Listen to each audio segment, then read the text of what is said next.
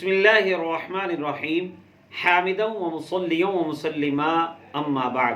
سرکار دو عالم رسولوں کے خاتم صلی اللہ تعالی علیہ وسلم کی ایک جامع دعا حضرت سیدنا ابو ہریرہ رضی اللہ تعالیٰ عنہ نقل کرتے ہیں۔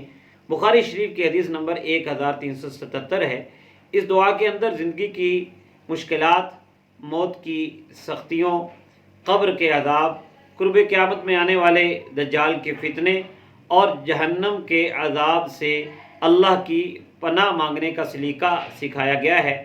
نبی کریم صلی اللہ تعالی علیہ وسلم اللہ کی بارگاہ میں یوں عرض کیا کرتے تھے: اللہم انی اعوذ بک من عذاب القبر ومن عذاب النار ومن فتنة المحیا والممات ومن فتنة المسیح الدجال۔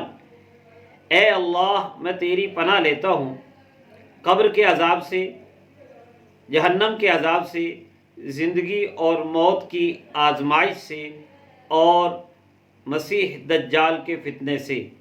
نبی کریم صلی اللہ تعالی علیہ وسلم کی یہ پیاری دعا ہمیں بھی اسے اپنے وظائف میں شامل کرنا چاہیے۔ وہ دعا جس کا جو بن بہار قبول، اس نسیم اجابت پہ لاکھوں سلام۔